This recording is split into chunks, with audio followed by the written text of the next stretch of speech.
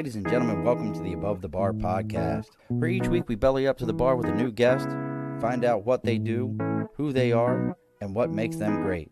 So sit back, relax, and enjoy.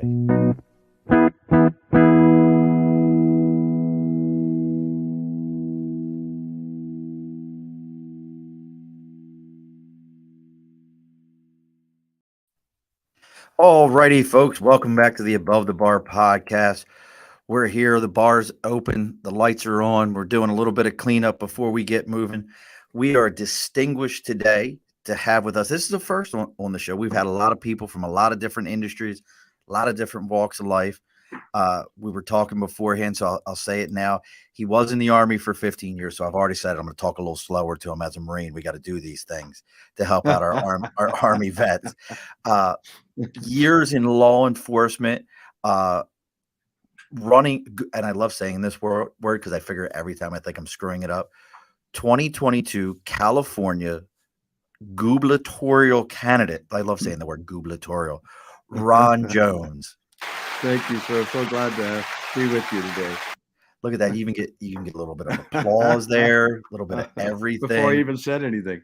We got to do it. If at any point in your life, somebody says, well, I didn't get enough applause, I'm making sure that I provide all the applause that everyone needs. So as we're doing this, folks, before we get ready to find out about Ron and about, his current race for governor in California and all the different elements to that, as always, we got to do some house cleaning. So first thing, sliding the mic over for a minute. We got the big board behind me.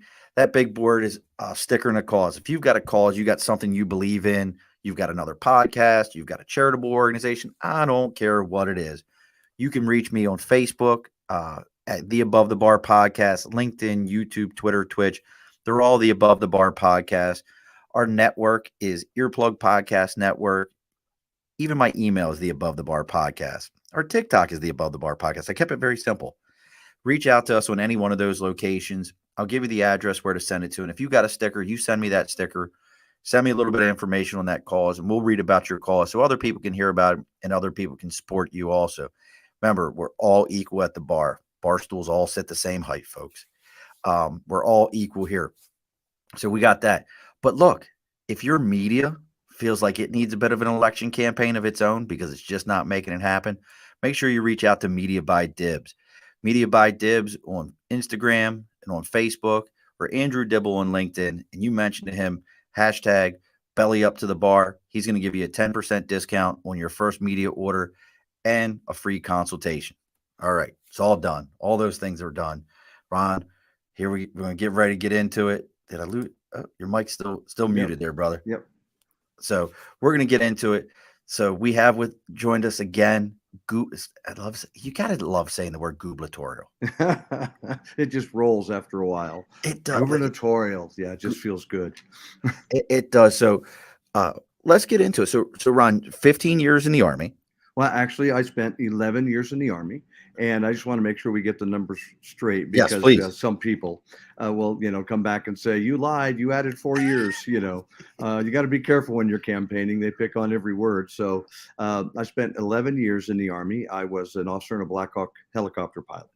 And then I voluntarily separated after 11 years, and I went into law enforcement, where I spent 23 and a half years retiring as a law enforcement commander. And some of my duties there included, other than, being a commander of large areas and responsible for public safety and welfare in those areas, I was also the commander of the officer-involved shooting investigation team over a 4-county area. So when you watch Fox News or CNN or MSNBC and you see these shooting incidents that involve police officers, I can tell you that I've investigated, probably 20 of those over the course of my career. So I can give you a pretty good idea of what's going on. Also, over a 4-county area, I was the commander of the Mobile Field Force, which is our civil disturbance response team. Okay. So those were some of the things I did, as well, being on the executive committee of drug task forces, et cetera, things like that. And one that usually shocks people is they're not ready for is I also spent 10 years as a senior pastor. So I have Really? been, yes, very much aligned with, a lot of the things that that families hold dear, and all of those things really serve to inform me and how I think and the decisions I make. That's awesome. Yeah, I did. I was on the board of trustees for our church for a while, and it was easier when the kids weren't so little, and then we had Lucas, and he's our youngest, and it's like that takes up more of my time than I had left over. Yeah, So you were a busy man. So how long ago did you retire from law enforcement? 11 years. Okay. So I've been doing other things around the world at the time. I also do business organizational consultation.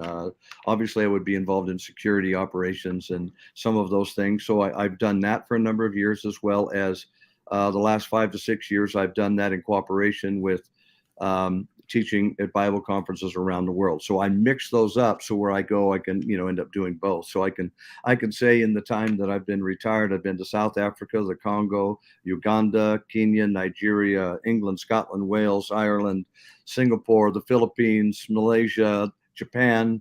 The Love list it. goes on. See, that's me. I love to travel. We picked an Mhm. RV up in 2020, and I constantly look at the RV and I'm like, I'll pack up and leave all of you tomorrow. Just want to hit the road. Yeah, And especially after doing the podcasting, yeah. my wife and I have talked about like this is episode 126, I think. Hmm. I'm like, that's 120 some people we can just go visit and hang out with There and you do this go. all over again. I love it. So, and I see you're a fan of some beautiful artwork that you have behind you. I was just kind of Hmm. admiring some of the artwork that you've got. So I gotta ask, so how for yourself, so obviously you went to college to become to be a pilot. I'm assuming the Army is the same as for the Marine Corps. To be a pilot, you have to be an officer. Well, yeah, you are an officer, but they had a really great program called the Warrant Officer Flight Training Program, and so I went to college after. But the Army's philosophy was get them while they're young, so you can be 19 years old and go through flight school and train, and then they would give you your education after if you so chose. I mean, it was a 10-month program. This wasn't overnight. You went through officer training, very intense officer training actually, and then over the course of time, then obviously the flight training came in, and you graduated 10 months later. Well, it's funny you say the intense training. That was one of the things that, as a young Marine, I was always like, these officers, they don't go to Paris Island, or Hmm. you think all these things, and then you finally, I was probably a senior sergeant or a staff Hmm. sergeant at the time, and I started realizing what my officers went through to be able to lead Yeah. myself, and how different that is from a sense. And I want to get into some of the political side, but you actually kind of bring up something that I think a lot of people don't realize. Hmm. As a governor, you're a commander in chief of a military. Absolutely. I think a lot of people miss that in the National Guard piece. How do you Uh-huh. think that affects you, or how does that help you from that standpoint? Well, obviously, I'm used to command structures. I'm used to a military hierarchy. I'm used to rank, and I'm used to what that means and the responsibility that comes with it. So, there are a lot of, I'll just say it this way, there are a lot of candidates who talk about being in support of our military and public safety. But the reality is, I've spent more time in my life in uniform than out of it. I'm 64 years old, and I spent 34 years in uniform. And you got good hair. Why, thank you. 64 and good hair. Look at that. Well, For those yeah. of you that aren't watching the live, I mean, Don's got good hair. Well, when someone commented that my forehead was a little shiny, and I'm going, at least there's not more of it to be seen. That's, I tell it, go gray, just stay with me. I had a teacher in school. The kids used to try to pick on him for his gray hair, and he used to also always be like, "I'm a silver fox. Don't worry about it." That was his move. He always said, "I'm a silver fox." Well, and it's such a great point that you bring up. Your experience with being in the service, and how that affects things for you, because we don't see that a lot. And I'm always curious, and I don't know what your feel on it. As a guy with 20 years, Mhm. do you sometimes see that the support is the flavor now? Do you know what I mean? Like where Oh, people yes, kind of I do know what you mean. And first where of all, thank you for your service. well, Very I much appreciate you did it appreciate. before I did, Yeah. brother. I Well, appreciate you. well, then it's mutual. completely.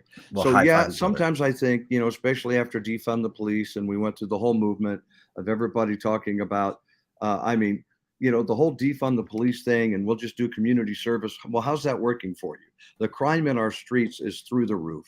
And so when you combine the fact that people are recognizing that really didn't work, and the heat that both the military and law enforcement took during that period.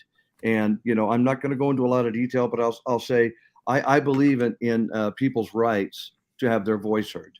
I believe in their rights to peacefully gather. What I don't adhere to or don't appreciate is when outsiders come in to disrupt and turn it into something well beyond the intent of those who wanted to have their voice heard.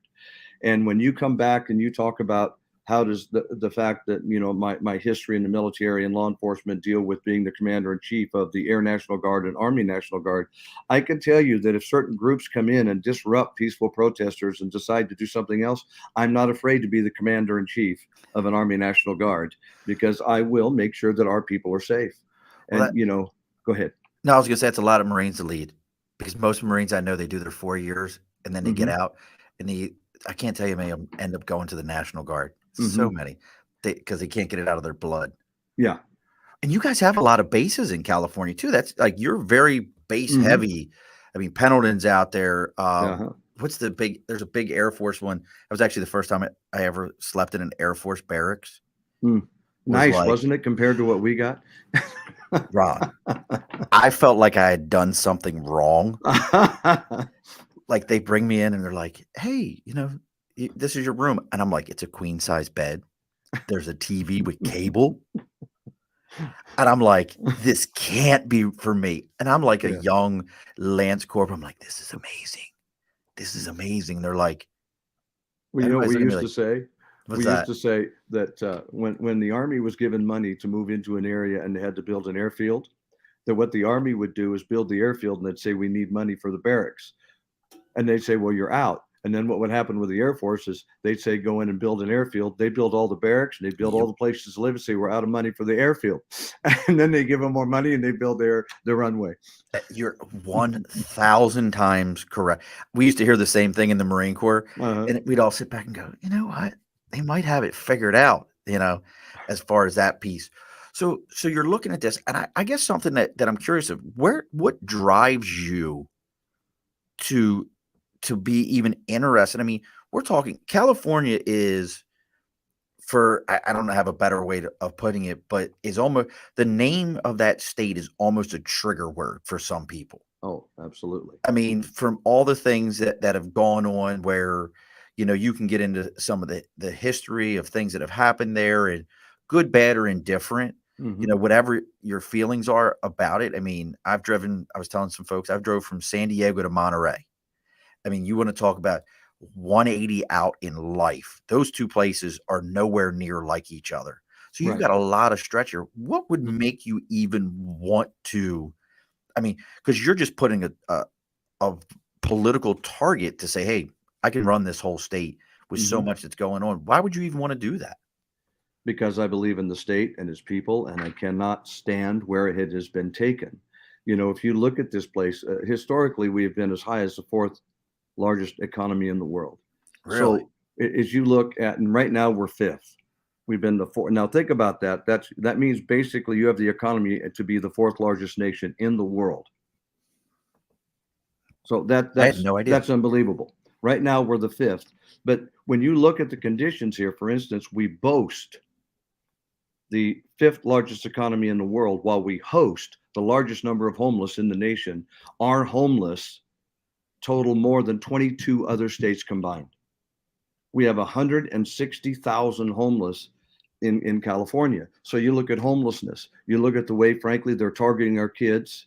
What do you mean? And when I say targeting our kids in schools, some of the things that they're doing in schools with the grooming of our kids, they're when I say grooming, okay,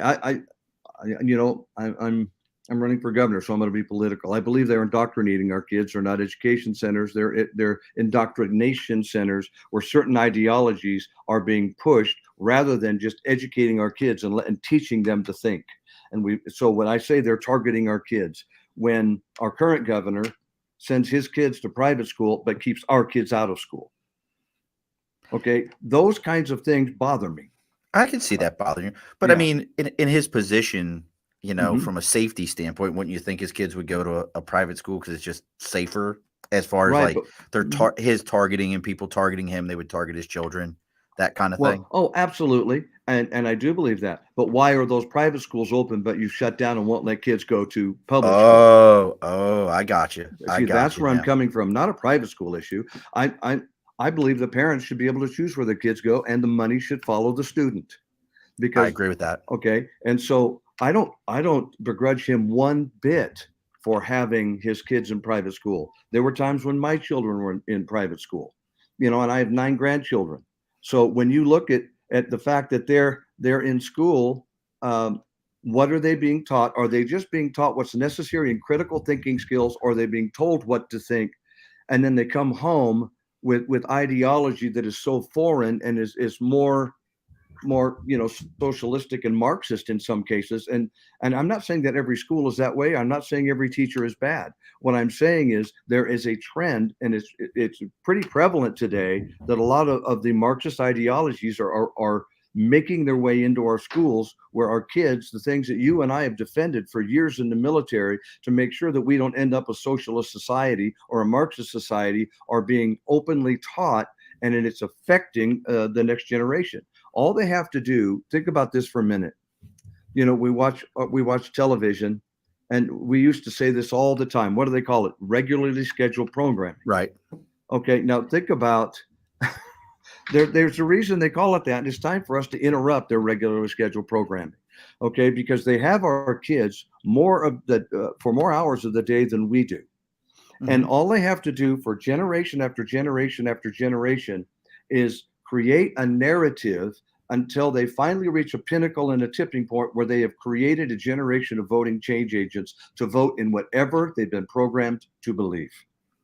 Now, And I don't believe that the schools should be indoctrination centers. They should be an education center. I agree with that. But haven't we, that you could make that argument Mm-hmm. going all the way back to the fact that our school systems are set up on an agro society that we don't really exist in anymore for 9 Mm-hmm. months, taking certain breaks for planting of crops, for all those Mm-hmm. things.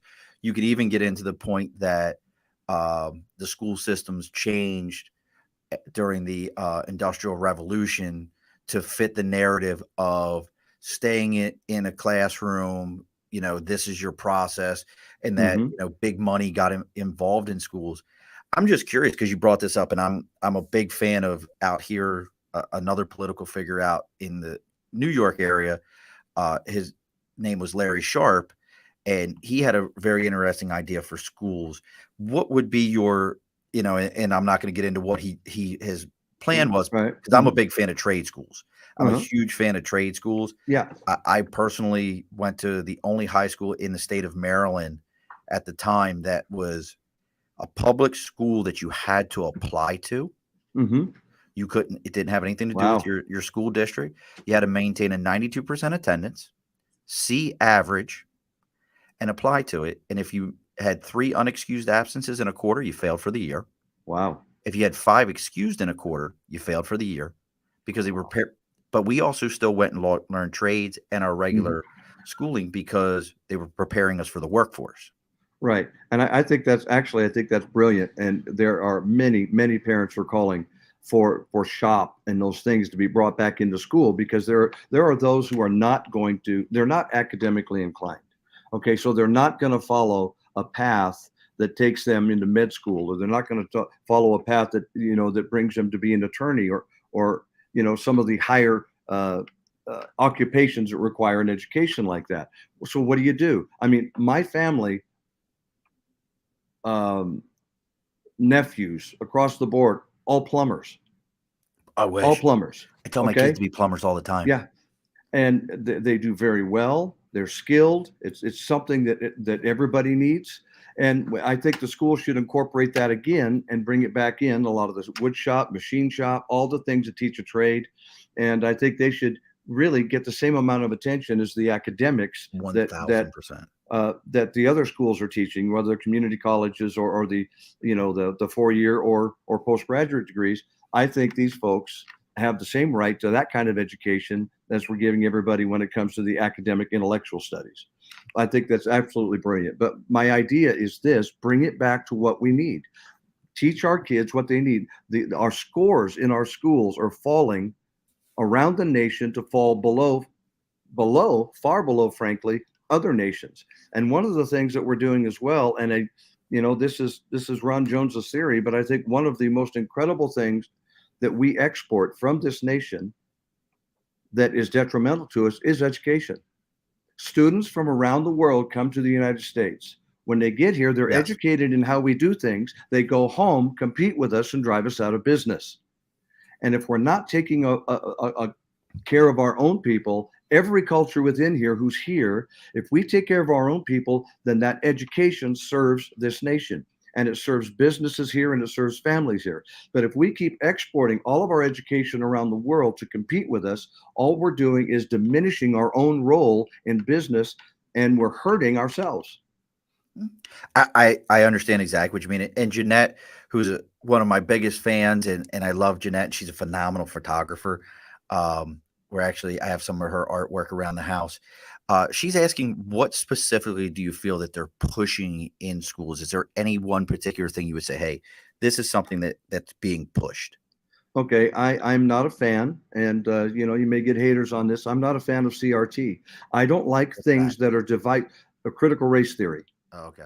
Okay, and what that means is they're pointing out how you are intrinsically racist just because you were born a particular color of your skin.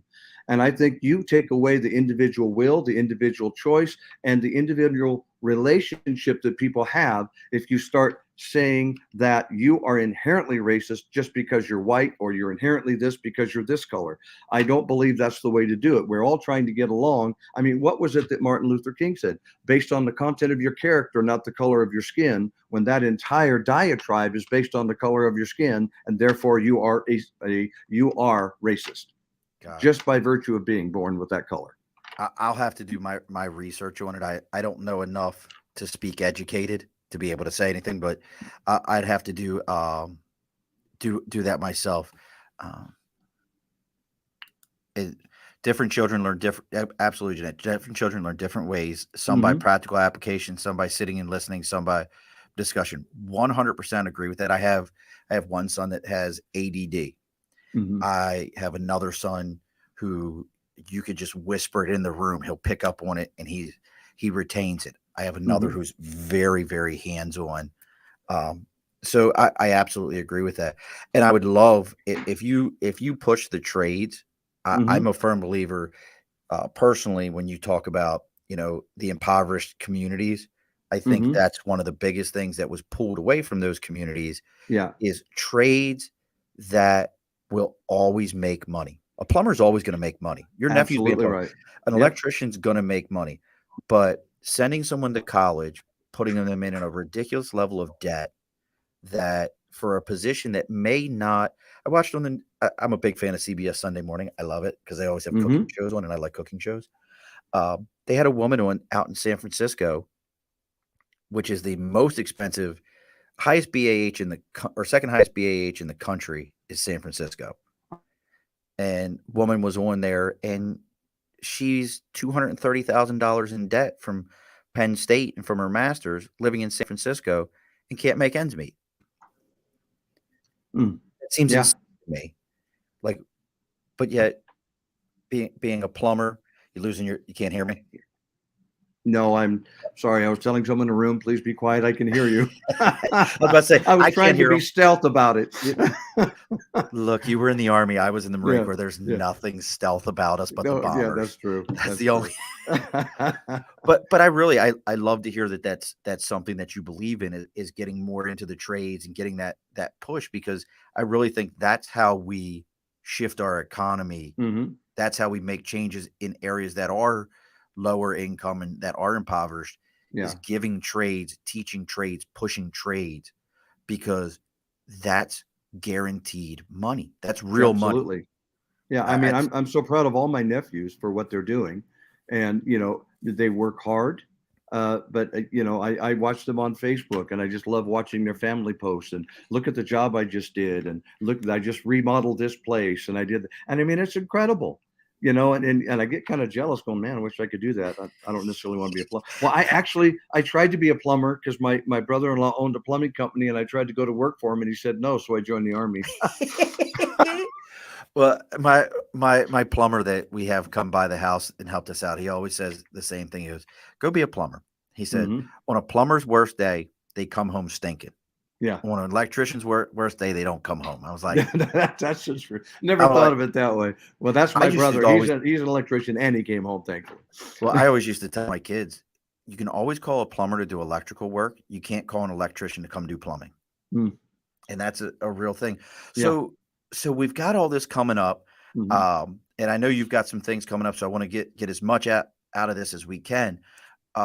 Where are if you're in the California area, you're up and down the left coast. Uh-huh. Where's some upcoming stops, upcoming places where people could hear you speak or interact with you? Or do you have any town halls coming up? Anything? Well, here's what I'll do is, a little bit later, we're going to have our campaign strategist and analyst is Kristin, and she has my calendar. And so what she does is, honestly, she points me, because if I get lost in the weeds about how many things I have coming up, it just goes like, okay, just point me there, and I know what that is, and I'll go do it like this. So yeah, I understand. I can't maintain my own schedule, or I will get lost in the weeds. So Kristin will tell you about that. We But will they get. can find out. They can find out if they go to ronjones2022.org. They're going to be listing our events on there, so they can find some there here in the very near future. And now Nate has the most important question for you so Mhm. far. What is your go-to food before events or after? He said before events. I'm going to add after to it also. The go-to campaign food for you. Well, when I can find it, one of my absolute favorite foods is Korean barbecue, Oh, bulgogi. bulgogi and rice. Yes, Right. along with the yakimandu, the little pot stickers that are deep fried, and yeah, where you cook it yourself on the table. I got to Yeah. give you this. There was a spot. I don't know if have you ever been to Quantico in Virginia? No, I haven't. So if you ever get a chance to go to Quantico, for folks that don't know this, Quantico, yes, it's where the FBI is at, but it's also a Marine Corps base, Quantico, Hmm. headquarters Marine Corps. But it's also what's unique is there's a town inside of the base that has nothing to do with the base. Oh, wow. And it's called Q Town. It's a little Mm. tiny town. It's the only place where Marines are allowed to go in town in camouflage utilities because it's behind the gates. Hmm. And there was a, which was odd because we don't have anything in Korea for the Marine Corps, but Uh-huh. there's a large Korean community there. And they used to have the best bulgogi sandwiches. They would put them Hmm. on like a sub roll. Yeah. Raw. Yeah. And wow, it just, I love it. Yeah, And you it's guys my have great go-to. food like that out on the left coast. I'll give you guys that. Yeah. And Mexican food's really good too. So if I can't find the bulgogi and rice, then we're gonna go for some good burritos, tacos is always a go-to. You can't go wrong. No, I, you can't. I'm a big fan out there, and I wish we had them out here. We don't have Jack in the Box. Breakfast jacks are the deal right there. Oh, ultimate bacon double cheeseburger. There That's you mine. go. Now, and Nate and I always go back and forth. Nate's from Baltimore originally, like Mhm. myself, so he also wants to know seafood. Yes, no. Oh, absolutely. I love salmon, very much. I like sushi. My favorite fish, if I'm going to have fish, is a big salmon, baked or grilled salmon. Yeah, Now, and crab and lobster. I'm expanding beyond the fish part of seafood. yeah, look, see, for us, seafood is always shellfish first, and then Yeah. everything else. Okay, well, I'm learning that. Well, I was growing in up in Boston. Baltimore. Yeah, I was in Boston, and I had their lobster bisques there at Faneuil Hall. There's a place right by Faneuil Hall. Oh, Completely different, isn't it? Yeah. It's Yeah. completely different when you get into those things. Yeah. So, I mean, well, that means the next thing though is, so I know the governors, is it always mayors or governors that when the big sporting events are going on, they do the bets. We'll send you a case of this and a. Well, I can give you a firsthand of that. I grew up in Seattle. Okay. And 1976 was the year I graduated high school, and that was the expansion year for the Seattle Seahawks and the expansion year for the Tampa Bay Buccaneers. And so our governors had had a bet going, and when they played for the first time, Seattle versus Tampa Bay won, so their governor got a case of salmon, whereas I think we were getting the short end of the stick. If Seattle had won, we'd have got like oranges. I was about to say, what do you get in a case of oranges or something Yeah, like that? absolutely. Yeah, not quite the same. And Nate's, I got to agree with him. Got to get you out there some Maryland blue crabs. Nothing Okay, like them. I'm down. But well, that could be it. You could, if you win your race. I know there's a big race out in Maryland also for the Maryland governor. Hogan's in a big race out there. Seattle Sea Chickens. We're big Ravens fans. We're big Ravens fans. You're gonna. So now, are you a Seahawks fan? I'm gonna. Oh, absolutely. I don't mean to put that out there. With it. I was back in the days of Jim Zorn and Steve Largent. Nice. the way back in the day. Steve Largent is my all-time favorite receiver. That guy was just amazing. I know there are others. I know you've got Jerry Rice. I know all over the place, San Francisco. But for me, Steve Largent was the most reliable. That man ran the most reliable patterns you would ever see. And he had hands. He had hands like glue. He was awesome. He went on to politics as well in Oklahoma. I think he became a congressman for a time. Yeah. There's a lot of those folks. Lewis Lips was a politician in Pennsylvania. Do you remember Lewis Lips? The name again, I missed it. Lewis Lips that played for the Steelers. Oh, he was a Steelers wide receiver. He went into a political arena. He actually, I think at one point in time, he was like running for senator or something like that out there. But he was another one. Then he also owned a chocolate company. Oh, yeah. Well, he won my vote. I should say he won my wife's vote there. Oh, she's a Steelers fan? No, chocolate. Chocolate. You know what they say? Great. You know what they say? If your wife looks like she needs a hug, give her a hug. If she growls, step back and throw chocolate. Just throw chocolate. It's safer that way. There you go. Now I am curious, because I don't want to miss this opportunity. What is something that for you, like everybody's got their day one thing? Yeah.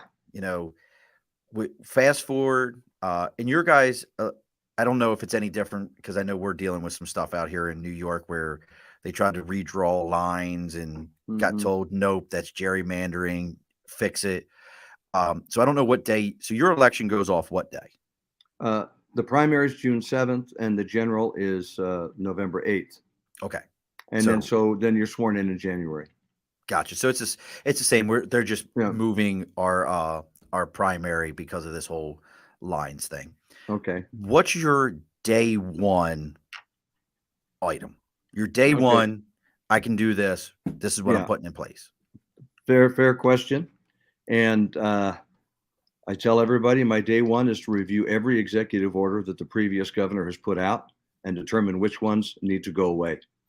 That there are a number of those that I don't agree with, but there are things that he can do. So I'm just saying this. That's what I'll do. I'm going to review all of the executive orders and determine which one, after I review them, need to stay and which ones need to go. Because there are a lot of things that he could do for the state that he's not doing that are mandates that I think are basically unconstitutional. Some of the things that he was mandating, and he's starting to back off of them now. But there's so many things he could do for the state that he's not doing. We have a 51-cent Measure A gas tax here that he could suspend, and he won't do it. When we're climbing up to $7 a gallon, and he won't do that. So what is he doing now? This is an environmental candidate, right? Our environmental governor. And what does he do? Okay, first of all, I'll just say it this way: he starts off before his recall that he won. He issued a $600 tax refund to everybody just to be kind, just before the recall. Wow. I love you guys. Here's $600. Can I get that back? Yeah, yes. And thank you for helping me through the recall, which you're about to do, because I know you're going to vote for me not to be recalled. And what I call that is keeping your war chest safe and secure while using taxpayer dollars to further your campaign. Now what he's going to do, instead of suspending 51 cents at the pump, I mean, the people would have a realized benefit every time they go to the pump. He's going to give everyone up to two per family, per registered vehicle, a $400 ATM card for gas. Well, that's so kind. That's really kind. Now, this is the environmental candidate who's going to send millions upon millions of plastic cards into the environment he loves so much. And he's not even depositing it in the account. He wants something in your hand that says, look what he gave me. And it was supposed to be out here in the summer. Then they backed it off to August. Now it's going to be October, 1 month before the election, that these cards are coming up. Like But, hey, magic. nothing to see here. Moving on. Don't look at this hand. I've got something else going on. Yeah, exactly right. You gotta love those things. No, I am going to make my campaign push right now for an official The Above the Bar podcast day. That's what I need. I'm pushing now for an official day. Okay. Across California, where everyone has to buy a shirt with my face on it and wear it. I mean, I think that's fair. What do you think? You know, I maybe that should be my first thing on day one. What do you think? Give you another one. I think that's wow. another. Now we got two things to do on day one. I mean, Ron, I know you got some things coming up and you got to get ready to jump off here and everything, but I truly, truly appreciate it there, brother. I mean, I always enjoy talking to anyone prior service. And I'm going to agree with Nate here for a second. Yes, Nate, I will run for president of what? I have no idea. It won't be the Hair Club for Men, so we're good there. There you go. And we're going to bring Kristin on here in a moment, and she's going to give you the high five. One of the things that we always like to do on the show is I don't want you to miss out on this opportunity. So all of our guests always get the last word. So you won't be at the end of the show to get the last word. Kristin's going to talk to us a little bit here, but what is your final word for us? I just want to say I think it's time for us to take America in a different direction, and specifically, I'm beginning with my state because that's where I have served for the last 30 plus years, and that's where all of my family is. I should say all three of my kids and grandkids, and 3 German Shepherds and Fox Terrier, Jack Russell mix, and 75-pound sulcata tortoise. We're all here. And I want to turn the state back around to where it's for the people again and not for politicians. I don't think that we're moving in the right direction. I want to bring power back to the people. I want to honor our constitutional rights. I have taken the oath 3 times in my life to uphold and defend the Constitution against all enemies, foreign and domestic. And it seems today, for the first time in my life, it almost appears there are more enemies domestic than there are foreign. And in that context, I want to move to where I restore people's rights, parental rights, Second Amendment rights, everything that belongs to us based on the founders. And, with people's help, I could do that. And I know that Kristin will close this out for me at the end, but you can go to ronjones2022.org and would just appreciate you just taking a look at who we are and what we stand for. And I really want to say thank you so much for what you're doing and having me on your program. And I have thoroughly enjoyed this time. I honestly didn't know what to expect. And it's like, I'm almost, man, I got to go. I'm enjoying this. We'll have to come up with another time, Ron, for you to come back. Trust me, there's plenty of things that you and I could talk about, things that I think about in this arena. We'll talk about it. We'll see what some of your thoughts are. Kristin's going to come along, and I always sign all my guests off with the same thing as you're getting ready to leave, Ron. Be sure to push your stool in. I'm sitting on one, so I will. Thank you. So great. You're welcome, see you, brother. Have a good one. We'll talk soon. All right. Bye-bye. Bye, Ron. Well, hello, Miss Kristin. So I'm going to bring Miss Kristin on. Miss Kristin and I have known each other now. We realized this the other day. I didn't realize when I got the first email about Ron coming on with us that Miss Kristin and I have known each other for a year. The first time we spoke was in April of last year when we had Miss Rami on for Hope 365, and she's Rima Nashashibi. Rima, not Rami, Rima for Hope 365, and she does advocacy for human trafficking. Folks, go back and listen to that episode. I learned so much, and we actually did that one with the Podfather Herb, who's starting to feel better, and hopefully we'll be back on the air soon. He had some medical stuff, but he's still been supporting the network. It's his network. Okay. But we had her on, and then I get this wonderful email saying, "Hey, Sean, Would love to have Ron on your show. What do you think?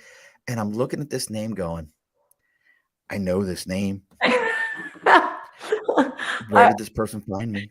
oh So my gosh. Well, I think I was a thorn in your side because I was like, okay, now when, where, give me that again. And Rima was like, did you get it all? I'm getting it. I'm getting it for you. So we got it all together. And got so it. I have to say thank you for coming on. We're going to give you another applause here. Thank you. Thank you. You're welcome. So Miss Kristin you are a political consultant. Yep. I'm a political. You really work the behind the scenes. And I think a lot of us think about politics. We see that front facing, or we've watched shows like West Wing or any of these other things that are out there. And we think about, oh, who's the spin doctor in this and who's the other person. But Right. you're not in that vibe. Yeah, no, and it's so interesting that, it's a team of people, teams, like multiple people that are working on a campaign. And, I've worked on senatorial races, I've worked on congressional races, and now it's my first gubernatorial race, and I was talking to someone yesterday, I was talking to Scott Baugh, because we were at Diane Dixon, she's running for assembly. And we were at a fundraiser, and I wanted to bring Ron around, because fundraisers are great places to bring any candidate, even if you're not speaking, And so I was talking to Scott Bond. I'm like, Scott, I will never complain about a congressional district again. I'm like, this state is so big, Yeah, that's got to be an eye opener. You don't realize, like I'm telling you, I drove from San Diego when I was in the Marine Corps. I had a friend up in Monterey, and that's actually where the Defense Language Institute is for all the military to learn foreign languages, is in Monterey. So I drove up there. That was a 7-hour drive, and I never left the same state. Exactly. I And I know. wasn't even through it yet. I hadn't even made it to San Francisco. I was only in Monterey. Oh my gosh, I know. Oh my gosh. I was like, I organized the entire state, and I have these boards, and I have 7 boards, and I'm like, oh my gosh. I'm like, this is a lot of territory. And I'm like, all right, let's get key people in all these regions. I'm like, let's get them. Because I can't cover the entire thing. But if I have key point people throughout the state, and that's what I do. Like, I've been in Orange County now for 13 years working in politics. I started. Oh, you want to hear the story of how I got into politics? Absolutely, because I was going to ask you, as you said that, like, are you a native Californian? Oh yeah, I'm a native California. I was born in. I spent most of my childhood in the Ventura County. I was in. We had a place in Newbury Park, which is right next to Thousand Oaks, California. Okay, I've heard of Thousand Oaks and I've heard of Ventura, but I don't know anything else. Yeah. Okay. So we were there for 7 years, and my dad, he had a lot of jobs and a lot of territories. So we moved 13 times within my childhood. Yeah. It was a lot. But you know what I liked about it? There's a few things I didn't like about it, but what I loved about it is life is an adventure. So I'm like, where are we off to next? And it was kind of exciting, because I love adventures, You're such a positive person to talk to. I'm going to tell anyone, if you get a chance, just, if you get a chance to talk to Kristin, she's such a positive person to talk to. You can always hear the smile in her voice, as you can hear as we're doing this, and always a pleasure to speak with. Nate's over here. Nate has a friend who has a political podcast. We'll have to connect you with them, and that's all they do is politics. Oh, that'd be fantastic. Well, I think that, what I really think in this world, there's so much, sadness, and just maybe not sadness, but just anger, and I'm like, you know what? We need to look for the positive. I always said that. I'm like, we always need to look at the positive. The glass is always half full.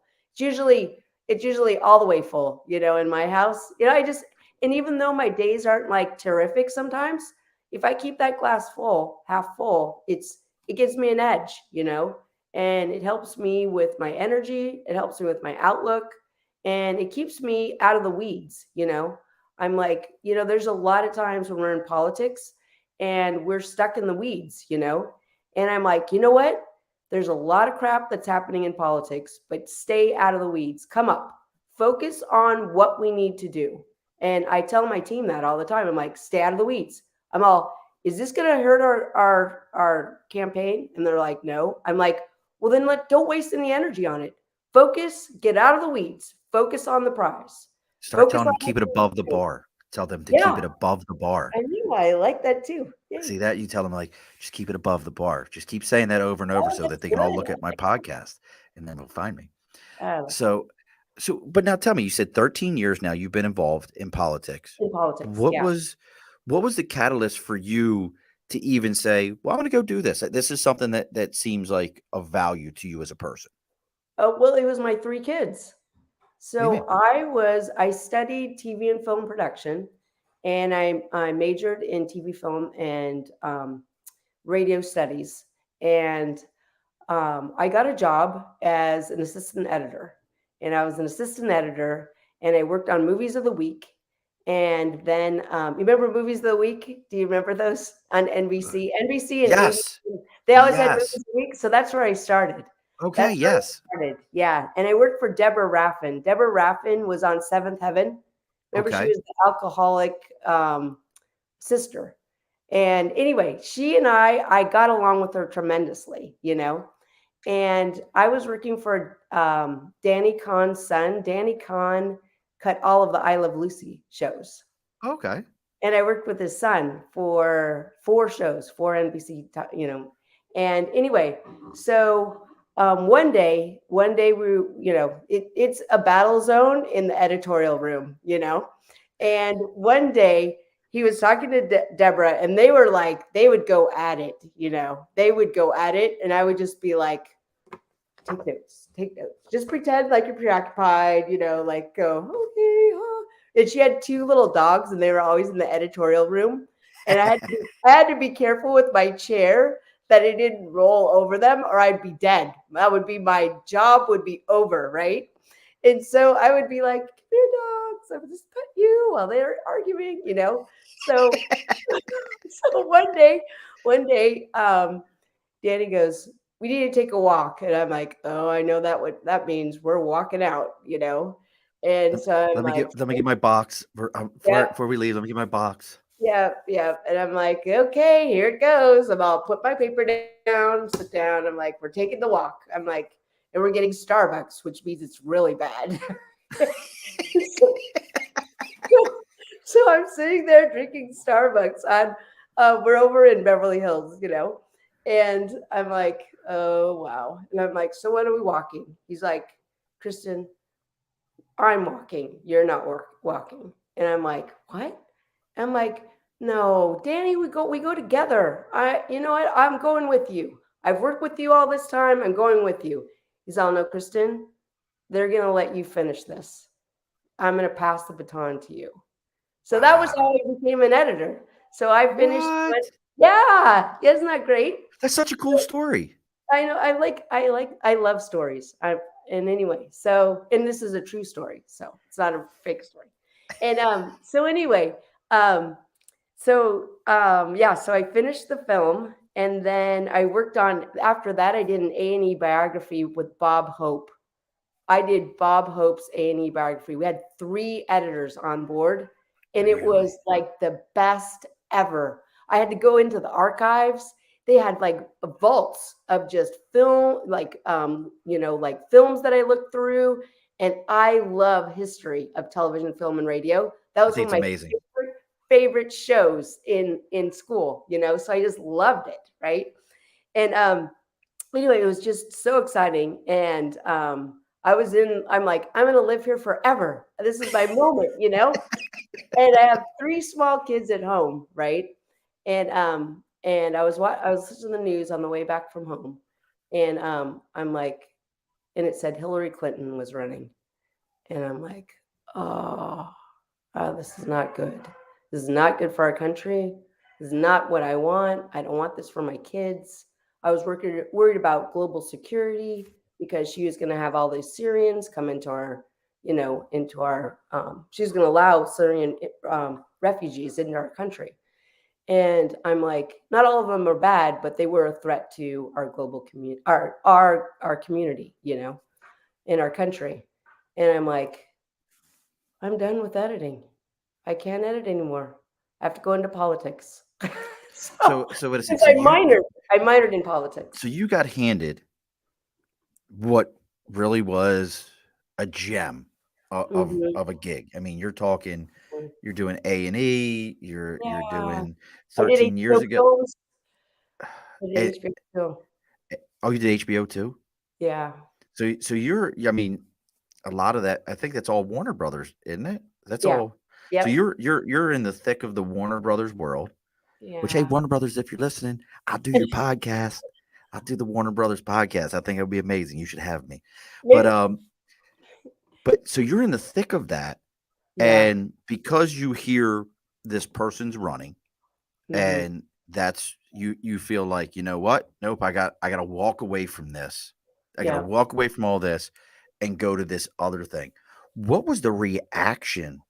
And I know we're gonna get to Ron's piece in a minute. And I promise we'll go yeah, back to Ron. I know that's yeah. important, but this is just fascinating to me because I'm So, always interested by people who make hard lefts in their life and go, hey, I'm on this great path. I'm going this way. But really, something inside of you says, this isn't for you. This other yeah, thing is. yeah. What was the reaction from family and friends when you were like, yeah, I'm giving up all this. I'm giving up Hollywood. I'm giving up all these opportunities to hobnob and schwab and do all these things. And I'm going to Yeah, go into a political arena, which I have no experience in. right. Yeah, it was, what I really had a mixed review. I like people would say, is your heart still beating? Does your brain still work? It's like, That's what horrible. the heck, And my parents, they're like, yay, my mom's a crusader. Her mom was sister suffragette, you know. Oh, really? Yeah, my grandma was amazing. My grandma, I remember my grandma was one of the first Republican women federated presidents. And Wow. in middle school, I would go to her with her, to her meetings, and I'd bring my little clipboard and I'd take little notes and things like that. I mean, it's in my blood though to be a crusader, and not everybody had that, but my cheerleader was my parents, and my husband was, and my kids were happy because I was coming back to Orange County, Okay. and I spent a lot of time. I mean, in LA, those are long hours, right? So I'm like, I don't know what's going on. I don't know what God has planned for me, but I feel like I need to do this. I just really felt like directed, like this is what I need to do. That's So, awesome. Ray Gagnon, who is a good mentor, a real mentor of mine. He says courage mm, and grace under fire. Ray is a oh, super mentor of mine. He's helped me with a lot of different things and really helped me to we've had conversations over the years. And he was a master guns. He was actually, I give him a lot of credit. He never remembers the story until I tell the story. I was yeah, out of recruiting duty. I was back okay, out in the Fleet Marine Forces and wanted to come back in, and he was actually the first phone call I made. I remembered him. I was like, "Hey, Master Guns, can I come back out?" And he goes, "Yeah." oh, And it was funny because the chief oh, warrant officer I worked for didn't quite understand my recruiting background, and I hmm, told her, I said, "I'm gonna have orders here real soon," and she goes, "We'll see if you have orders." Blah blah blah. And I said, "Okay." we'll In see. like in less than like a week or 2, Master Guns had orders or whatever he did. I had orders and they were like in February. And this was like, and I was like, she goes, you have orders. They say February. And it was like 30 days I needed it. I said, ma'am, can you let them know my son's in school? I'll be there in June. Marine, I said, ma'am, can you please? Uh-huh. And she come back and she goes, the orders say June now. I was like, thanks, ma'am. Appreciate it. Oh wow! I Oh my God! I was kind of good at what I did there. You Uh, are. Oh my Both gosh! times. Way to go! You did it So right. Master Guns is one of I my mentors and bet. did a lot for me. Oh my Master Guns, yes, obviously the right decision. Obviously the God! right Yeah. decision. Uh, Obviously. yeah, Oh. He has been a great mentor to me. So Oh, let's move a little bit forward. So 13 years you're in politics, you're doing local government, you're doing yeah. a little bit of state. Okay, do you want me to What tell you how I got in? Oh yeah, tell me how you got in because I'm very Okay. curious. Okay, so it's an interesting story. So I'm like, okay, so I'm back from LA. I've got my little coffee. I'm like, all right, let's see what we're gonna do here, right? So I'm like, oh, let's call the OCGOP Central Committee. And what Um, is that? okay, oh, it's the Orange County GOP office. Okay. Every office in all the counties in our state have a county GOP, Republican office, and they have a county. I think they have a county Democrat, office too. So I'm like, well, let's just call the OCGOP, office. And so anyway, there's this lady named Mary Young that answered, and I'm like, hi, Mary, my name is Kristin Manna, and I'm like, I really want to make a difference, and I don't want Hillary Clinton to win for president. And I was like all excited. I was like a cheerleader. And she's like, Kristin, she goes, where did you come from? I've never seen you around. I'm like, well, I've been in LA, and I told her my story. And she goes, I never answer the phone. And I'm like, yeah. And she goes, I am running Trump's West Coast campaign center. Oh wow. Can you meet me tomorrow? And that's what I Wow. did. Yeah. So I was a volunteer there and I was like gung ho. I'm like, this is exciting, right? And I was in the phone banking set, the phone bank, room. Answering calls, people are Yeah, calling in and yeah, everything. exactly. The center, the phone bank center, and I was like this little eager beaver, right? And I'm like, Mary, let's do this, yeah, yeah, So we called the swing states in the morning, and then we called the West Coast at night. So, and we started like mid morning, and they were long hours, and I just proved myself with her, and I got along with people, and so she gave me I worked the mornings and the first shift, and then we'd have like an hour like layover, like not layover, but like Overlap. overlap, yeah. And then she would come in the evening. And that was like my first jump into it. And Wow. people saw that I did really well. I got volunteer of the month award. I got to be a delegate, and it was just Oh amazing, nice. So And you've yeah, been in both feet. You didn't I I mean, you did. went and that was you talk about Oh, a serious debate. I yeah. actually sat down with my kids, my one son that was popping around here earlier, and we listened to from another podcast from Wondery Mm, that they did all 54 is it 54 now? What are we up to? 50 yeah. God, 54. Is it 54 presidential elections or 52? Oh no, it's 46 now. Oh God. He Trump was the 45th, Biden's the 46th, and then President, but now how many elections? That's oh yeah, you're right. Yeah, yeah. Yeah, Sorry. that's presidents, not elections. There's Right, been more exactly. elections, but they did every single one of them all the way up to Oh wow. Biden, Trump, and they went into like some of the coolest things about some of these elections that here in New York, we had a lot of influence in on so much of it, even getting into like duels and all kinds of crazy stuff. It's very good if you ever get a Oh chance. It's from wow. Wondery. I have to look it up. I'll send it to you. Oh So yeah, I'd love to see it. but Yeah. let's fast forward to talk about Ron for a Oh yeah. moment here. So, how does that come about? Where, okay, so you've done a presidential campaign for your first one. We were doing some states.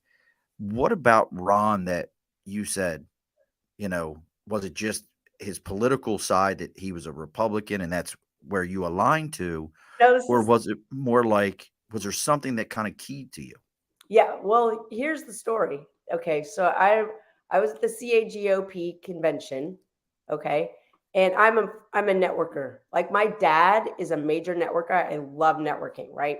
So that is my lane. Like I love to network, right? Yeah. I'm like I this love it. and this is like my energy, I love like I'm like I go into parties, and these different like clubs, and I'm like, okay. I'm like, I sit in the back and I'm like, I need to talk to him, talk to her, talk to him. Oh yeah, that's good. So I have a little notebook and I like to take little notes so I know, who I'm supposed to speak to, whenever. So I was actually working for another candidate. I was working for another candidate, and he is a doctor by trade, and he has 4 urgent care centers, and one of the doctors was ill, so he was not able to come. So I'm like, oh, geez. I'm like, and I was at one of the best receptions. There's tons of receptions, at these things. I mean, like the tax collector will have no, not really. The tax collector won't have a reception, but like a person running for, school board, the school board association will have a reception. State senators will have, and each individual state senator will have like their own thing. It's big. Like it's big. So this candidate that I was working for, he was not from our area, and I'm like, our Orange County GOP, whatever we're talking about, Representative. Yeah, no, our Orange County, our reception. Oh, reception. Yeah, sorry. We don't sleep a lot in politics, so sometimes you go, okay, thank God I'm not the candidate, because I would have to sleep a little more. Anyway, so I'm at the reception and I'm like, okay, this is good. I'm like, all right, I know who I'm going to talk to, and I'm just line up meetings for this candidate, right? And so anyway, so I'm going, and then I see a candidate that I work with, and I work with Christopher Gonzalez. He's running for Congress, and I worked for him until December. And do you remember how like our maps changed? Yeah, that's been a big conversation out here in yeah. New York. It's been real bad here in New York. That could be 5 episodes with us, but I know you don't have time. Oh yeah. Well, like I was saying to Yeah. Ron, we just went through it here in New York, and yeah. a federal judge had to come and go, that's gerrymandering. You can't do that, and had to tell him to fix it, because it really would have it. I always say, I don't care what your view is. I'm not a Republican. I'm not a Democrat. I'm a libertarian. Right. And that would have really just shut our state down to one political party, and that's it. Yeah, I know. And it's, and so I had a contract with Christopher Gonzalez until the maps, because I'm like, you know what? I know what's good. I know clubs, and I know different areas within Orange County. So let's end it and revamp and see if that'll work for us once the maps are drawn, Mm-hmm. So I ended up with, I worked for him through December, right before the maps. And then he moved out of his district that I know really well. And so, I said goodbye, and was looking for something else. Not that I didn't like Christopher, but I just felt like it was time. This district wasn't going to, I don't know it as well as some of the other districts. Right. And I don't want to take his money if I'm not going to do my job well. Right. So anyway, so I saw Christopher at this OC reception, right, at the at the CAGOP, and I walked up to him, all, Christopher, and I always have like these ideas. I'm all, Christopher, I have these ideas. He's like, wait, Kristin. He's like, let me introduce you to Ron Jones. And I'm like, Ron. I'm like, oh my gosh, Ron. I'm like, it's so nice to meet you. My name is Kristin Manna, and he's like, and here's my campaign manager, Bud England. I'm like, hey, Bud, how are you doing? And I'm like super excited about like telling Christopher all this juicy things that I needed to tell him. And I'm just excited. Like, this is my energy, and my passion, And so we were talking, and Christopher just like kind of shut me off, and we're just concentrating on them, because he's the gubernatorial candidate. It's like, I can't talk about, he trumps a congressional candidate, right? So we're like, out of respect, we can't really talk about this, right? So anyway, that night he's like, I'm like, where are you from? He's all, the Yucca Valley. And I'm like, oh my gosh. I'm like, have you met any people? I've never seen you at the OCGOP. He's like, well, I've been in Yucca Valley, and I'm like, well, that's true. I'm like, I have so many people I want you to meet. So I was lining up work for my candidate, but I was also like taking Ron and I'm like introducing him to people, networking for him, and anyway, so that was like the first night, and then he gave me a call, the next day, because it's a big convention, and he's like, hey, he's like, can we do coffee? My bud calls me. He's like, would you like to do coffee? And I'm like, oh, I'm like, well, I'm going to my first couple workshops. Can we meet for lunch? He's like, yeah, we'd love to take you for lunch. So, so they offer me a part-time job while I was working with this other candidate. And they're like, do you have any hours? I'm like, of course I have hours. There's lots of hours in a day. So anyway, so and my other candidate, he put my contract on pause, and Bud and Ron picked me up. So that's how I got with them. Well, I got to read this to you. Yeah. Master Guns says, it's so refreshing to listen to a genuinely positive spirited person. I'm thoroughly enjoying listening to Kristin.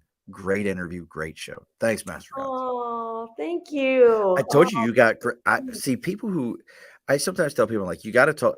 Like, I have this person, I'm going to talk to them. They've got great energy. And I tell people all the time, some people you can really hear their smile when they talk. Yeah. And Yeah. you have that. You Oh, have yeah, that. you said that to me. Yeah. You have that energy. So what are some of the things that you've got? Because you've got Ron's calendar. Mm-hmm. You Oh, yeah. control the Let me calendar. tell you. What are some of the things that if you're true. out on the left coast, Yeah. that Oh, you on got our him state. coming up with? Yeah, on our entire state. So we have the state. So on the 21st of this Saturday, we have the Huntington Beach Conservative Convention. And this is the first. This is the first. And it's a conservative convention. And my friend Pano is great. He's from the College Republicans, and he used to be a president of the College Republicans. You should have him on his show, on your show. He is running for city council in Huntington Beach, and so I'm like, when I targeted all my people, like my point people and like people of influence, like on my boards, I have like area and people of influence. Pano was up there on the top of Orange County, So, so anyways, it's Pano put this together, and it's the first conservative convention, and they call it HB Con, and you get to hear from all the candidates, you get to chat with them. There's going to be tables there where you can chat with them, and it's really exciting. It's like state candidates and also local candidates. So, and let's see. Oh, and then if you want to have a nice dinner and kind of like just relax and listen to the candidates, and you don't want to walk around a convention, you go to on the 23rd is the OC Log Cabins Republican Forum at the Palm and Olive. And that's in Costa Mesa. So, and that's with my friend John Merrill. John Merrill is the president, and he should be on your show too. I have so many people. Well, you're just going to keep filling my show up with all these people. I am. I was big in Montana. Now I'm going to be big in California. You are. Oh my gosh, you're going to have your own little studio out here too. But you don't have to do that. You can just stay there. You just need more. You need more time slots. Can you just have more time slots? Yeah, just keep filling up. If it reaches the point where everything takes off and it pays the bills, we'll add more time slots. Okay. I'll call me because I have lots of people who need to be on your show. That would be fun. And then let's see, 525, the Log Cabin Republican. He's going to be in San Francisco. Log Cabin Republican San Francisco Gubernatorial Forum is happening in the Sausage Factory at San Francisco. Now, that's interesting. So it's log cabin. That's got a real history to it. That term of a log cabin, because that actually gets into. I learned about that from that show I told you I watched, where they they get into a guy who claimed he was I grew up in a log cabin, this, that, and the other, and he was actually the politician was a silver spoon, grew up of privilege, but claimed he was a log cabin beer drinking. And it gets into the whole history where they gave him they planted a person in the audience to be like like, I remember you, and he's like, I remember you, such and such, and they come out and he brings him up and they drink a mug of beer together. But it was Oh, this whole wow. thing, and they used to parade a log cabin through the Oh, streets. It's like it's very neat that that's the my term they're going gosh. with. Yeah. I Oh, didn't even know the history. I oh, probably it's should. that show That's was so just interesting. it's a very good show. I can't remember the name of it. Now you got me curious about something, and with Yeah. your background in politics, and this is a Mhm. big thing here in New York. Yeah. We've never had a last time we had a Republican uh, governor in New York was Pataki. Oh, yeah. And the big thing with that was because Pataki really only campaigned in New York City. There's 9 million Mm, people there. He mhm, spent the majority of his campaign down there because he comfortably knew that people of his political views upstate were always going to vote his way, but there's 9 mhm, million people that really control the way things are done in this state mhm. because of the density of that area. Is California one of those kind of things? Like I heard you mention, like I don't know the counties there. I've Oh, heard of yeah. Orange County, but is it one of those kind of things like, hey, you really got to campaign in LA or Oh, San yeah. Francisco, or and really that's all that matters. If you can win those two areas, you can win the state. Is it one of those kind of things? No, California is so hard. Like we know, like every vote counts because we're in a statewide. It's so different than running for Congress. Like I said, I'll never complain about the congressional district after working in state. It's just a lot. And so I know, like San Diego. San Diego is pretty leans conservative. Leans. I would say leans Republican. All the bases and the military down Yeah. there. Yeah. So we have a good shot. So we need a heavy hit there. We need to get out there. We need to, and there's certain counties that you need to put more effort into because you will get more votes. Like LA County, we will not get a lot of votes. I mean, we could, but it would be better for us to spend like 6 hours in San Diego. We'd have a greater output. Greater voter potential in like San Diego versus LA. But there are parts of LA that are different. LA is like a It's state, huge. it's like a state, like Pasadena, like you concentrate your efforts in Pasadena. There's different areas within LA that you'd want to spend more time in. But what's great about Ron is law and order and public safety. And people in cities are tired of being afraid, It's you know? bad. Yeah. And so, that is the benefit of Ron with his background. He's more than rhetoric. Like a lot of these candidates, I've listened to candidates forever, for better, for worse. Usually for worse. No, just kidding. Just kidding. I'm kidding. People out there, I love all of you candidates, most of them. But it's like he has a legitimate enforcement background. And when he says I can provide law and order, he can provide law and order. He's He not like, understands it. yeah, he understands it. He's been in it. He is like, he protects. Like whenever we go anywhere with the team, he always has to watch the door. He's like, Kristin, I I can't understand sit it right there, completely. and he's like, he has put himself to save people his entire life, and protect us. So this is why I think he is the best candidate for us, for our state, because That's awesome. we're falling apart, we really are. California, like I said, I mean, I truly mean that. I mean, California is a trigger word for so many people, no matter Mhm, how you look at it and whatever your viewpoints are. And as we talked about before, here on the show, nothing is off limits, but everybody's welcome at the bar. I truly mhm, believe that, here every bar stool sits at the same level. So when we all mhm. sit at the bar, we're Yeah. all equal in every way, shape, or form. And trust me, we could probably go on for another 2 hours with all Mhm, this because I truly believe that the biggest thing to help cities out, to make cities mhm, better, is to bring trades, to bring jobs to bring, because people who own homes take care of their neighborhoods better than people who don't. And people don't own homes if they can't get good jobs that can pay wages, that they can afford those things. And it Yeah. all starts with giving realistic jobs, not putting people in $230,000 in Yeah. education debt for Right. positions that will never pay enough money to pay that debt off. You Yeah. you were we're creating debtors. We're Yeah. creating debtors. We are. And it's just, the price of goods, they're like skyrocketed, Oh, it's crazy.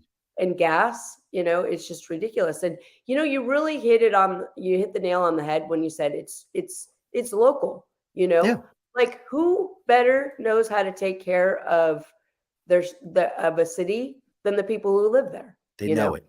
and they know it. And Ron has spoke about this several times. He's like, you know what? I'm going to work with the mayors. I'm going to work. And if the mayors aren't working for their city, I will, you know? And he's like, I'm going to work with these mayors because the mayors will know what their people need more than what I know, what I'll know, Yeah, they're And there. I mean, it's so smart, just the way he thinks. And I just value, he's a problem solver. Eh, He's not giving us words that we're gonna say, oh yeah, we're gonna vote for him. He's a problem solver. He's not a politician, he's a public servant. And I love it. yeah. It's phenomenal. And I love your approach, and your energy is always so great. I always love talking to Oh, you. thank Always you. such a Oh positive. gosh. Well, we got to get ready to close the bar up here. Yeah. So we know we've got some stuff coming up this weekend for Ron. That was the Yep. conservative HB Con is Yeah, this HB weekend. Con. Yep. So And that's good. then And then and what's then the we have next one? Log Cabin Candidate Forum at That's Palm in and San Olive. Francisco. Yep. And then we have the ORWF and Tustin RWF Candidate Forum at the Santa Ana Elks Lodge. And we have all these things listed on our website. And you know what is great? I kind of came up with this idea. I'm sorry. But I'm like, let's have virtual forums. It's great. So we have virtual forums. We have 2 or 3 a week. So check our website and I check our social media and find out when we're having them. And it's great because Ron will talk to them for 8 to 10 minutes. And then Uh-huh. we have questions and answers. They can ask him anything, and they're smaller groups. We have about, 20 to 30 people, but that's amazing. Like if I were a kid and I could get on a Zoom call with 20 or 30 people and talk to a potential governor, is that exciting? Yeah, I Like, mean, that's that in and of itself is an amazing opportunity. So we yeah, got all these things. People are going to be able to see Ron, yeah. and if you're looking to get something into politics, Kristin is on LinkedIn. You can find Kristin Manna on LinkedIn, Manna. I know that, and I feel comfortable in saying this, that if you reached out to Kristin and said, "Hey, Mm, I'm in the California politics, or I'm looking to assist a candidate," don't care what side of the fence you're on, folks. Don't no. let that be the thing. Kristin Mm-mm. is a good-hearted person that will be more than happy to tell you how to do it, how to network. That's what Yeah. 90% of this is. I love networking too. That's a I whole do nother show in and of too. itself. I I get off on know. it too. And I'm that's a I'm whole thing on the LinkedIn network, or the Zoom networking has changed the way we network completely. oh, yeah. People try to do live events now, and it's like, yeah, I can't get away from work, but if you want to do it at lunchtime for 30 minutes, I'll be more than happy to log in and join everybody. But 5 o'clock in the afternoon, I got kids, I got stuff I got to go do. Yep. I ain't I got time for that. That was the upside of the pandemic, Yeah, of the we all closure. learned how to That network was new. Yeah, and we had more time, Yeah, So, absolutely. So yeah. look, folks, make sure you're reaching out. ronjones.org. That's a whole nother funny story. RonJones2022.org. That's a whole nother funny story that Kristin and I will tell you one day. But RonJones2022.org. His social media is Ron Jones for CA on Facebook. I'm trying to remember. I can't remember what the Instagram. Instagram, just check our website. I'm not sure of the Instagram either. I don't wanna say it wrong, I but believe it's Ron Jones 2022. I had to oh, double check myself. wait. Like, I have Look the at that right there in front of you. That reading thing gets you every time, won't it?